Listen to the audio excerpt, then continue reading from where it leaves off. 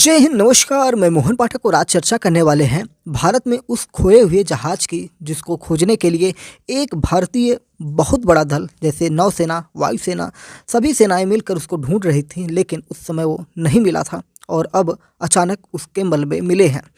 बात कर रहे हैं भारत के एंटोनोव AN-32 के जहाज़ों की। इससे पहले भी कई जहाज़ों का एक्सीडेंट हो चुका है, यानी कि वो शिकार हो चुके हैं। तो कौन कौन से जहाज़ थे उनकी हम थोड़ी सी चर्चा कर लेते हैं, कौन कौन सी जगह और तारीख थी। ठीक है, अरेबियन सी में 25 मार्च 1986 को AN-32 एंटोनोव जो था वो हादसे का शिकार हुआ था। एंटोनोव AN-32 के ये 5 बड़े हादसे हैं। पहला मैंने बता दिया 25 मार्च 1986 अरेबियन सी में, दूसरा 7 मार्च 1999 में नई दिल्ली में, और तीसरा 20 सितंबर 2014 को चंडीगढ़ में ऐसा हुआ था, और 22 जुलाई 2016 को चेन्नई से 310 किलोमीटर दूर वहाँ पर हुआ था, और 3 जून 2019 को पश्चिमी सियांग अरुणाचल प्रदेश में हुआ था। तो यही जो जहाज़ था 22 जुलाई 2016 चेन्नई से 310 किलोमीटर दूर जो गायब हुआ था, उसी जहाज़ की आज हम पूरी कहानी जानेंगे कि किस प्रकार से गायब हुआ और किस प्रकार से उसका मलबा अब जाकर इतने सालों बाद अचानक से मिल गया। हम बात करते हैं कि एंटोनोव AN-32 को खोजने में शामिल नेवी एयरफोर्स के जो दस्ते थे उनमें क्या क्या चीज़ें थीं। पहला था सबमरीन। इसमें 2 सबमरीन थी, 20 नौसेना और तटरक्षक के जहाज़ थे। इंडियन नेवी एयरक्राफ्ट की बात करेंगे तो 14 एयरक्राफ्ट थे। एयरफोर्स एयरक्राफ्ट की बात करेंगे तो 10 एयरक्राफ्ट थे। इंडियन कोस्ट गार्ड एयरक्राफ्ट की बात करेंगे तो 6 थे, यानी कि इतने सिर्फ हेलीकॉप्टर थे, इसमें जहाज़ थे।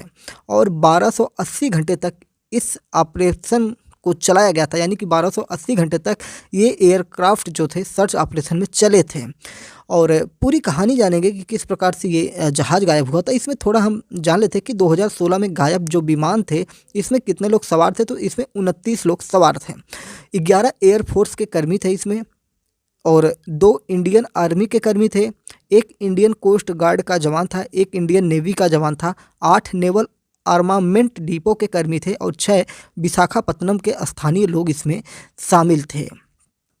अब जानते हैं पूरी कहानी क्या हुई थी, घटनाक्रम। आप देख रहे हैं MPS Hindi news explainer YouTube channel. तो चैनल पर नए हैं तो चैनल को सब्सक्राइब करके डेली करंट अफेयर्स और न्यूज एनालिसिस के लिए हमारे साथ जुड़ सकते हैं। बात करते हैं 22 जुलाई 2016 सुबह 8:30 बजे इंडियन एयरफोर्स का एंटोनोव AN-32 विमान चेन्नई से पोर्ट ब्लेयर के लिए रवाना होता है, उड़ान भरता है। रवाना होने से पहले विमान में भारतीय सेना के 29 लोग सवार हुए। करीब पौने घंटे बाद सुबह 9:15 बजे विमान से सभी तरह का कनेक्शन टूट जाता है। किसी भी प्रकार से कनेक्शन नहीं रहता है, ना ही कोई उनसे रडार का संबंध रहता है। 8 सप्ताह तक इस विमान को खोजने के लिए भारत का सबसे बड़ा सर्च ऑपरेशन शुरू होता है, लेकिन कुछ भी पता नहीं चल पाता। अब 7.5 साल बाद अंडर वाटर व्हीकल को बंगाल की खाड़ी में 3.5 किलोमीटर नीचे मलबा मिला है। ये मलबा 2016 में गायब हुए उसी एंटोनोव AN-32 विमान का बताया जा रहा है। INS उत्कोर्ष पर तैनात जवानों के लिए ये विमान हर सप्ताह ज़रूरत के सामान की सप्लाई करता था। इस बार उड़ान भरने के आधे घंटे बाद ही विमान से कंट्रोल रूम का संपर्क टूट गया। उस वक्त वह बंगाल की खाड़ी के ऊपर उड़ रहा था। रडार पर इस विमान को खोजने की कोशिश हुई, लेकिन सफलता नहीं मिली। तुरंत इसकी सूचना रक्षा मंत्रालय, नेवी और एयरफोर्स को दी जाती है। सैटेलाइट्स के जरिए इसे खोजने की कोशिश हुई, लेकिन कुछ भी पता नहीं चल सका। 22 जुलाई को ही विमान को खोजने और रेस्क्यू के लिए इंडियन नेवी और कोस्ट गार्ड ने मिलकर एक ऑपरेशन चलाया था। इस अभियान में 1 सबमरीन, जहाज और 5 एयरक्राफ्ट लगाए गए। जब 3 दिनों तक इस गायब विमान के बारे में कोई जानकारी नहीं चल पाई, तो इस सर्च ऑपरेशन के लिए बंगाल की खाड़ी में एक और सबमरीन दस्ते को भेजा गया। इस दस्ते में 16 जहाज और 6 एयरक्राफ्ट शामिल थे। इस बेड़े को बंगाल की खाड़ी में चेन्नई से 277 किलोमीटर दूर पूर्व दिशा की ओर भेजा गया था। 1 महीने के सर्च ऑपरेशन के बाद 1 अगस्त 2016 को नौसेना और वायुसेना सिर्फ इतना पता लगा पाई कि विमान में अंडर वाटर लोकेटर बीकन नहीं लगा था, जिसके जरिए इसको ये प्राप्त नहीं कर पा रहे हैं या उससे कनेक्ट नहीं हो पा रहे हैं। उसमें 2 आपातकालीन लोकेटर ट्रांसमीटर जरूर थे। हालांकि इस ट्रांसमीटर का पता लगाने में भी सबमरीन को सफलता नहीं मिल पाई। किसी गायब विमान को खोजने के लिए चलाए जाने वाला ये भारतीय वायुसेना और नौसेना का सबसे बड़ा सर्च ऑपरेशन था। आखिरकार विमान गायब होने के 56 दिन बाद 15 सितंबर को ये सर्च ऑपरेशन सरकार के द्वारा बंद कर दिया जाता है, सेना के द्वारा बंद कर दिया जाता है। जब सर्च ऑपरेशन में कुछ हाथ नहीं लगा तो उस विमान पर सवार सभी 29 लोगों को मृत मान लिया जाता है और उनके परिवारों को सेना की ओर से ये जानकारी भेज दी जाती है उनके लापता होने की और उनके मृत होने की।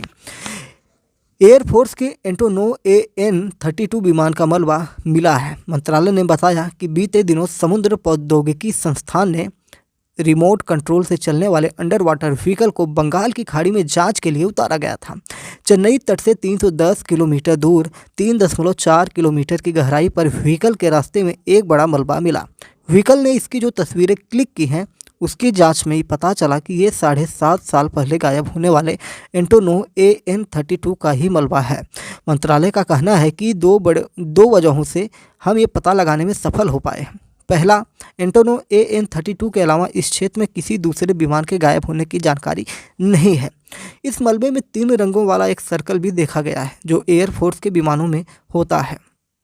पृथ्वी विज्ञान मंत्रालय के सचिव M रविचंद्रन ने कहा है कि मलबे की तस्वीरों को भारतीय नौसेना और वायुसेना को भेजा गया था। इसके बाद भारतीय वायुसेना ने इसकी पहचान की। रविचंद्रन के मुताबिक अंडर वाटर व्हीकल समुद्र के अंदर 6000 मीटर तक की गहराई में जाकर जांच कर सकता है। समुद्र प्रौद्योगिकी संस्थान ने समुद्र में रिसर्च और जांच के लिए करीब 6 महीने पहले नॉर्वे से इस व्हीकल को खरीद कर लाया है। ये ऑटोमेटिक चलने वाला व्हीकल समुद्र के अंदर वीडियो और फोटो क्लिक करने में माहिर है। इसमें मल्टी बीम सोनार, सिंथेटिक अपर्चर सोनार और हाई रिजोल्यूशन फोटोग्राफी सहित कई दूसरे एडवांस उपकरण लगे होते हैं।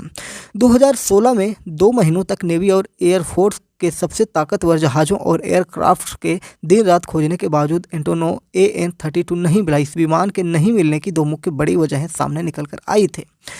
एयरफोर्स के विमानों में अंडर वाटर लोकेटर बीकन लगा होता है। जब भी कोई विमान समुद्र में डूब जाता है तो ये बीकन रेडियो सिग्नल भेजते रहते हैं। इन सिग्नलों के जरिए पनडुब्बियों या जहाज़ों की मदद से विमान के मलबे तक पहुंचने की कोशिश होती है। एंटोनोव AN-32 विमान में अंडर वाटर लोकेटर बीकन नहीं लगा था। इसकी वजह से उसका संपर्क नहीं हो पा रहा था और पता भी नहीं चल पाया। उस समय समुद्र प्रौद्योगिकी संस्थान और नेवी के पास एडवांस तकनीकी का ऑटोमेटिक चलने वाला अंडर वाटर व्हीकल भी नहीं था जिसकी मदद से समुद्र में 6000 मीटर तक की गहराई में फ़ोटो और वीडियो क्लिक किया जा सके। यही वजह है कि समुद्र में 3.5 किलोमीटर गहराई में मौजूद विमान का मलबा नहीं खोजा जा सका। सोवियत रूस की एविएंट नाम की कंपनी ने 1976 में 2 इंजन वाला एक विमान बनाया। इस विमान का नाम एंटोनोव AN-32 और रिपोर्टिंग नाम क्लाइन रखा गया। बनाए जाने के 1 साल बाद ही 1977 में पेरिस के एयर शो में इस विमान को आम लोगों के सामने पेश किया गया।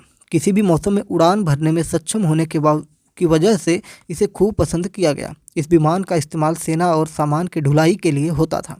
1980 में इस विमान को सोवियत संघ दूसरे देशों को बेचने लगा। 1984 में भारत ने सोवियत संघ से 125 एंटोनोव AN-32 विमान खरीदा था। इसे भारतीय एयरफोर्स के दस्ते में शामिल किया गया।